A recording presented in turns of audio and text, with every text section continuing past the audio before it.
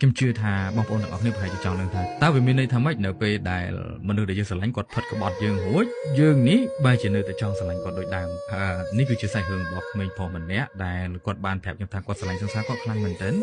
គាត់ដឹងច្បាស់ថាគាត់ស្រឡាញ់លើសពីអ្នកមុនទៀតដោយសារតែពីមុនគាត់គឺជាមនុស្សមួយប្រភេទដែលមិនចេះនិយាយច្រើនមិនចូលចិត្តបញ្ចេញអារម្មណ៍មិនចូលចិត្តខ្វល់ជាមួយអ្នកណាមិនដែលមានទំនាក់ទំនងល្អអីច្រើនជាមួយអ្នកណាអីទេគាត់គឺជាមនុស្សស្ងប់ស្ងៀមអត់ចេះនិយាយអីទាំងអស់ប៉ុន្តែតាំងពីស្រឡាញ់ម្នាក់ស្រីនោះមកគាត់ខ្លាយទៅជាមនុស្សថ្មីរស់រាយរាក់ទាក់ចេះនិយាយស្ដីមាន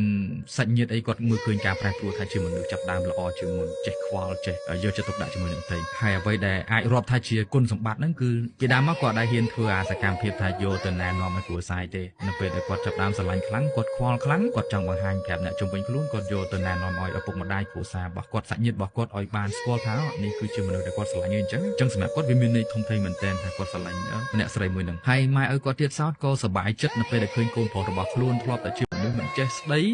ចេះនាំអ្នកនេះមកណែនាំជាផ្លូវការបែបនេះបែបនោះអញ្ចឹងគាត់ស្រឡាញ់ភាពល្អការកែប្រែរបស់កូនរបស់គាត់ឪពុកម្ដាយក៏ទទួលស្គាល់ថាយេអេយ៉ាងបត់ថ្មីនេះគឺល្អ positive វិជ្ជមានគាត់ក៏យល់ឃើញអំពីជំរឿក្តីស្រឡាញ់ដែលកូនគាត់មានសម្រាប់អ្នកស្រីហ្នឹងដែរបន្ទាប់មកទៀតហ្នឹងរឿងស្នេហាគាត់ហ្នឹងវាមិនមែនផូរផង់អីទេរឿងដែលឈឺចាប់បំផុតនៅពេលដែល